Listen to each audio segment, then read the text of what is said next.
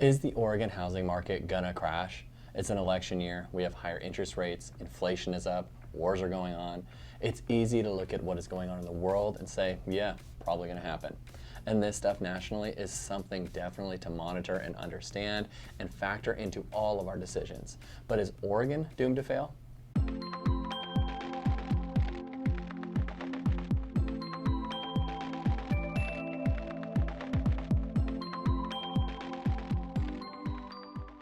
Hey agents, my name is Joe Skipper and I'm the owner of Skipper Realty Group, brokered by eXp Realty, and I wanted to take a look today at some of the stats in Oregon and show you some trends that you can look at as an agent in order to determine when we advise our clients to sell and buy now or wait it out.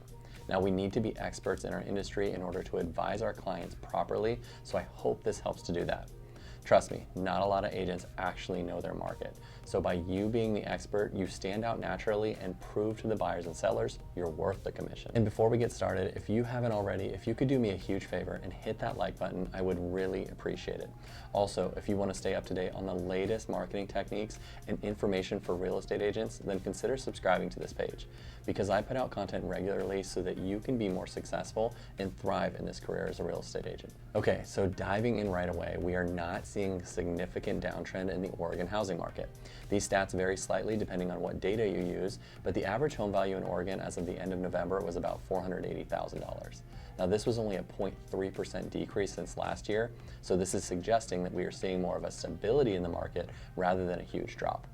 Now, Redfin showed that the median home price increased by 0.09% year over year. These numbers are extremely small differences in the market and are showing a more stable market rather than huge drops or surges. Now, the sales to list price ratio, which indicates what percentage you sold the home for compared to what it was listed at, was close to 98.4%, which indicates a slight 0.08% increase year over year.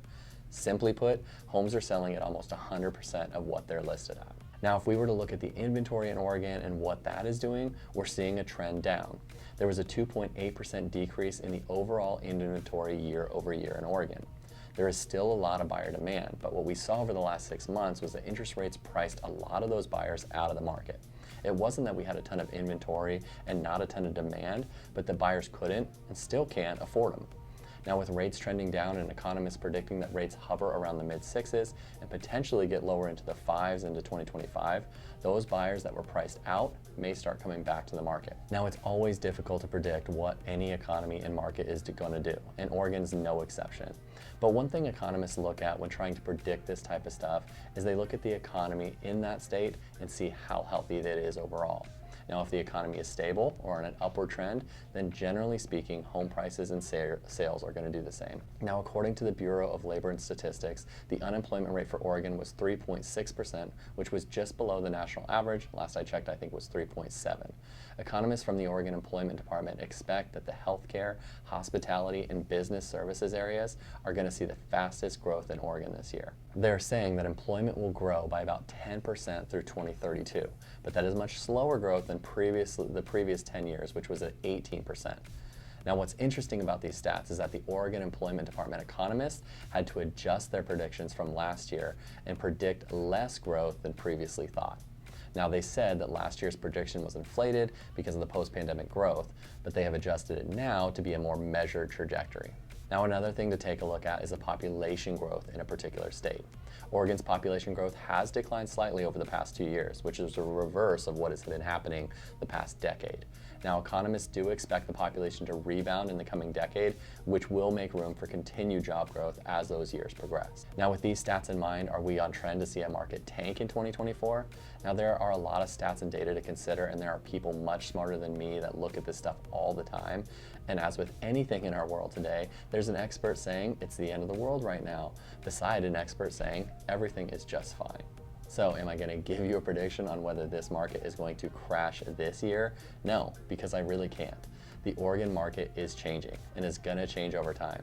Now, we have to consider things like population growth, mortgage rates, global politics, local politics, and economic decisions that are made by those politicians. As to our world, rates are predicted to decline.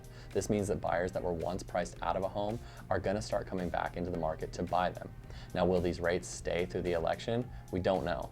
Now, will this election determine future rates? Probably. The best we can do as agents is to look at the data that experts are putting out and see what that means for buyers and sellers right now. Now, we will never be able to accurately predict to the month what the market's going to do. Agents that act like they can are just betting. Sometimes they're going to win and sometimes they're going to lose.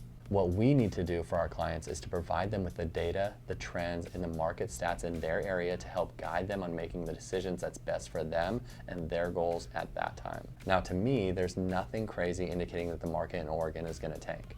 Prices for homes are stable, mortgage rates are dropping, many homeowners have positive equity in their homes, so they aren't in homes that they're underwater in. Buyer demand is still high. Lenders have more regulations and guidelines in place than ever to keep them from lending to people that aren't qualified to buy a home. Now, we aren't in the same market as 2008. It's just that simple. Can things change? Yes, but that's been the case every year since we started keeping track of time. Now, I hope this helps you guys to at least know where to start looking and what stats and trends are important to keep tabs on in order to help your clients make the best financial decisions for them. Now, if you want to talk about where to find these stats, or if you have any questions on how I personally stay up to date in the housing market, leave me a message or call me and we can chat about it. Thank you guys so much, and if you guys could remember to like and subscribe to my page, that would be a huge help to me. Thanks, guys.